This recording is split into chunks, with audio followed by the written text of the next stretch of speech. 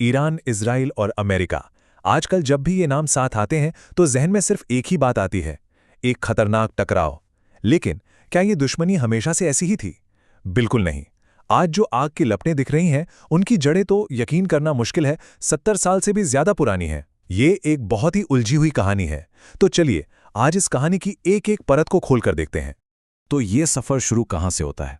देखिए, हम सबसे पहले चलेंगे 1953 में, एक ऐसे दौर में जब दोस्ती हुआ करती थी। फिर हम सीधे जंप करेंगे 1979 पर, वो साल जिसने सब कुछ बदल कर रख दिया। उसके बाद हम प्रॉक्सी वॉर के उन धुंधले दशकों से गुजरेंगे और हाल के सीधे टकरावों को समझते हुए 2026 के एक बहुत ही विस्फोटक मोड़ तक पहुंचेंगे।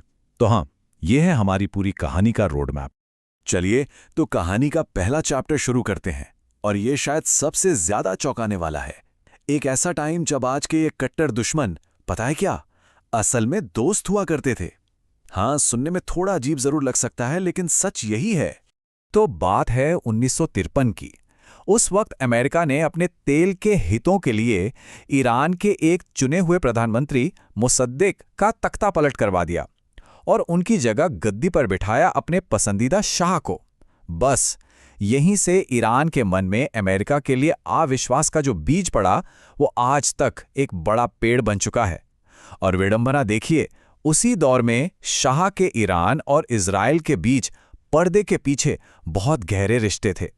और फिर आया वो साल जिसने सब कुछ बदल दिया, 1979, ईरान की इस्लामिक क्रांति। ये वो टर्निंग पॉइंट था जिसने दोस्ती के पुराने सारे समीकरणों को हमेशा हमेशा के लिए तोड़ दिया, और यहीं से एक नए, कहीं ज्यादा खतरनाक दौर की शुरुआत हुई। क्रांति के बाद ईरान की सत्ता में आए अयातुल्ला खुमैनी, और उनके आते ही दोस्ती का चैप्टर हमेशा के लिए बंद हो गया। उन्होंने अमेरिका को नाम दिया द ग्रेट सेटन, यानी बड़ा शैतान, और इजराइल को द लिटिल सेटन, यानी छोटा शैतान। अब ये सिर्फ कोई नारे नहीं थे, नहीं, ये ईरान की नई फॉरेन पॉलिसी की नींव थी। एक ऐसी पॉलिसी जो अब दोस्ती पर नहीं, बल्कि एक गहरी गहरी दुश्मनी पर खड़ी होनी थी। और ये जो नई दुश्मनी थी ना, ये सिर्फ बातों तक ही नहीं रही। इसका सबसे बड़ा और खतरनाक सबूत तब मिला जब तेहरान में अमेरिकी एम्बेसी पर ही कब्जा कर लिया गया। 52 अमेरिकी नागरिक पूरे 444 दिनों तक बंधक बने रहे। बस इस एक घटना ने अमेरिका और ईरान के बीच किसी भी तरह के रिश्ते की वापसी के सारे दरवाजे बंद कर दिए। उस क्रांति के बाद कहानी एक बिल्कुल नए फेज में चली जाती है। अब सीधी लड़ाई नहीं हो रही थी, अब शुरू हुई पर्दे के पीछे से लड़ी जाने वाली एक जंग, जिसे हम कहते हैं प्रॉक्सी वॉर। तो सवाल उठता है कि ये प्रॉक्सी वॉर आखिर होता क्या है? इसको ऐसे समझिए, ये एक ऐसी लड़ाई है जिसमें दो बड़े देश सीधे सीधे एक दूसरे से नहीं भिड़ते। नहीं, वो क्या करते हैं, वो किसी तीसरे देश में अलग अलग ग्रुप्स को पैसा और हथियार देकर उनके कंधे पर बंदूक रखकर एक दूसरे से लड़ते हैं। और दशकों तक ईरान और उसके दुश्मनों के बीच लड़ाई का यही मेन तरीका था। और ईरान तो इस खेल का मास्टर बन गया। उसने लेबनान में हिजबुल्लाह को खड़ा किया, फिलिस्तीन में हमास को सपोर्ट दिया और यमन में हुतियों को मजबूत किया। ये सिर्फ कुछ ग्रुप्स नहीं थे, ये इजराइल और अमेरिका के खिलाफ ईरान के सबसे बड़े हथियार थे।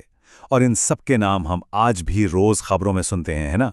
ये जो पूरा शैडो वॉर था ना, ये एक बहुत ही खतरनाक शतरंज के खेल जैसा था। ईरान अपनी चाल चलता, अपने न्यूक्लियर प्रोग्राम को आगे बढ़ाता, तो जवाब में अमेरिका और इजराइल अपनी चाल चलते, कभी आर्थिक प्रतिबंध लगाकर, कभी स्टक्सनेट जैसे खतरनाक साइबर अटैक करके, और यहां तक कि ईरानी साइंटिस्ट्स को मरवाकर। हर एक चाल का जवाब एक और ज्यादा खतरनाक चाल से दिया जा रहा था। और फिर आया साल 2020, जब इस शैडो वॉर के सारे नियम, सारे कायदे कानून तोड़ दिए गए। अमेरिका ने एक ड्रोन स्ट्राइक में कासिम सुलेमानी को मार गिराया। सुलेमानी सिर्फ एक जनरल नहीं था, वो पूरे मिडिल ईस्ट में ईरान की प्रॉक्सी आर्मी का आर्किटेक्ट था, उसका कर्ता धर्ता था। ये एक ऐसा कदम था जिसने तनाव को एक ऐसे पॉइंट पर पहुंचा दिया जहां से पीछे हटना लगभग नामुमकिन था। और बस यहीं से कहानी एक बहुत बहुत ही खतरनाक मोड़ लेती है। दशकों तक चला प्रॉक्सी वॉर और ये शैडो वॉर अब एक खुली सीधी जंग में बदलने वाला था। इसके बाद जो हुआ वो बहुत तेजी से हुआ। अक्टूबर 2023 में हमास का हमला सिर्फ एक चिंगारी साबित हुआ। और फिर 2024 में ईरान ने वो कर दिया जो उसने अपनी पूरी हिस्ट्री में कभी नहीं किया था, इजराइल पर सीधा हमला। और फिर देखते ही देखते जून 2025 तक ये सब एक भयंकर 12 दिन की जंग में बदल गया। प्रॉक्सी वॉर का जमाना अब खत्म हो चुका था। और ये जो 12 दिन की जंग थी, इसका निशाना सिर्फ और सिर्फ एक था, ईरान का न्यूक्लियर प्रोग्राम। जो काम पहले छिप कर साइबर अटैक से होता था, अब वो खुलेआम हो रहा था। अमेरिका और इजराइल ने ईरान की सबसे महफूज न्यूक्लियर साइट्स जैसे नतान्ज और फोर्डो पर सीधे बम बरसाए। मैसेज एकदम साफ था, ईरान को एटम बॉम्ब नहीं बनाने दिया जाएगा, चाहे इसकी कोई भी कीमत क्यों ना चुकानी पड़े। और अब हम पहुंचते हैं इस 70 साल पुरानी दुश्मनी के क्लाइमैक्स पर। साल 2026 में एक फुल स्केल वॉर, जिसका कोड नेम था एपिक फ्यूरी। तारीख थी 28 फरवरी 2026। इसी दिन लॉन्च हुआ ऑपरेशन एपिक फ्यूरी। ये कोई छोटा मोटा हमला नहीं था, ये अमेरिका और इजराइल की तरफ से ईरान के खिलाफ छिड़ा गया अब तक का सबसे बड़ा, सबसे विनाशकारी हवाई हमला था। ये जंग करीब 5 हफ्ते चली और इसके नतीजे बहुत भयानक थे। ईरान के सुप्रीम लीडर अयातुल्ला खामेनेई मारे गए। ईरान की टॉप लीडरशिप लगभग खत्म हो गई। लेकिन ईरान ने भी पलटवार किया। उसने होर्मुज की खाड़ी का रास्ता बंद कर दिया, जिससे दुनिया भर की तेल सप्लाई ठप पड़ गई और देखते ही देखते एक ग्लोबल इकोनॉमिक क्राइसिस शुरू हो गया। इस तबाही के बाद पाकिस्तान ने बीच बचाव किया और 7-8 अप्रैल को एक सीज फायर यानी युद्ध विराम करवाया गया। लेकिन इससे 2 हफ्तों का एक बहुत ही नाजुक सा समझौता था। तनाव अभी भी आसमान छू रहा था। तो ये है इस पूरे सफर की कहानी, एक ऐसी कहानी जो एक अनसुनी दोस्ती से शुरू हुई, दशकों तक प्रॉक्सी वॉर के अंधेरे में चलती रही और आखिरकार एक तबाह कर देने वाली सीधी जंग पर आकर रुकी। और अब हम सब एक बहुत बड़े सवाल के सामने खड़े हैं।